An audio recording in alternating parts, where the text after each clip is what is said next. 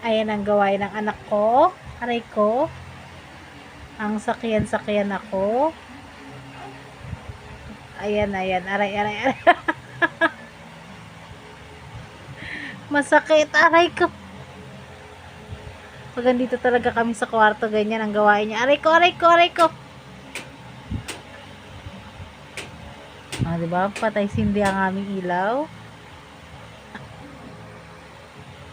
Aray! Go down. Kinalat na niya ang aming kama. Kinalata na niya. Napakakalat. Kung ano-ano ang nandyan. Pero naaayos ko naman ang kobre kama. Yung mga unang din, ginulo niya na. Tingnan nyo naman, ang inayos ko. Wala na naman. Nasabog na naman niya.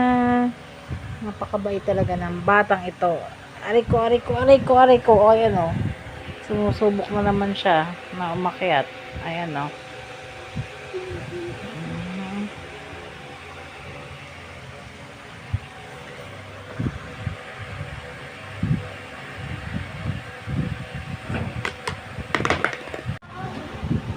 Ang tambayan ng batang makulit.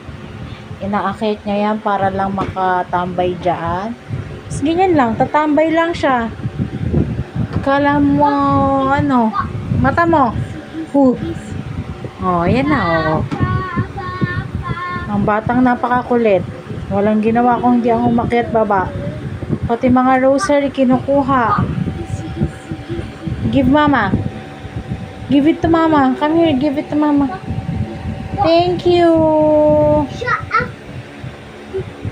What are you saying, huh? Let's go out now. Come here now. Let's go out.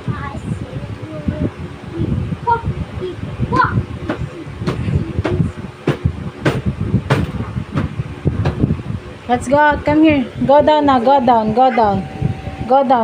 How will you go down? Bye, mama. Bye.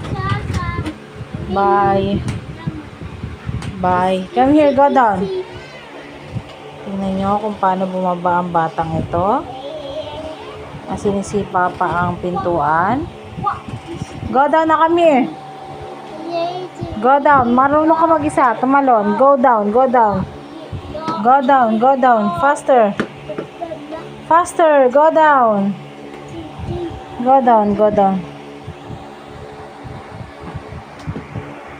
Napakadali lang sa kanyang bumaba, oh. Hawak sa hagdan. Hawak. Ayan, tumatakbo na naman ang batang makulit.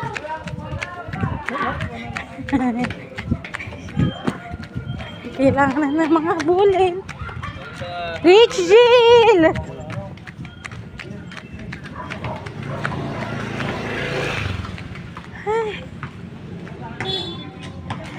Dito na naman kami sa may court.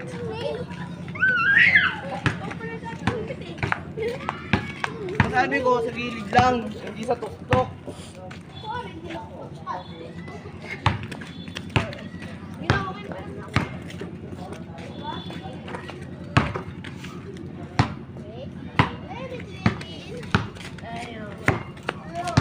Rich Jill!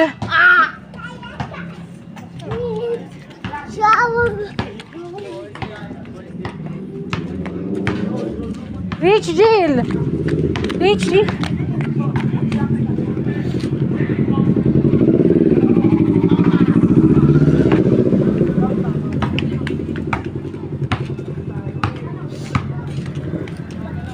Happy ang batang makulit.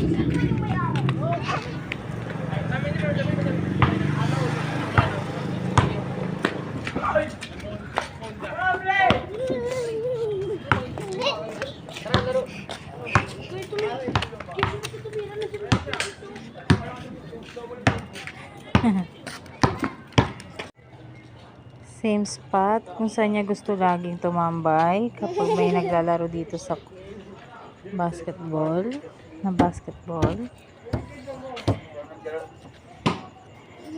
Same spot kung saan ko siya nilalagay para makaupo. Dali natin yung kasirulat. Dali natin. naman siya nababa or naakyat sa bubong ng kotse.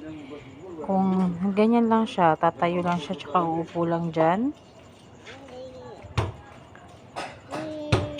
At mukhang aburido na siya, inaantok na.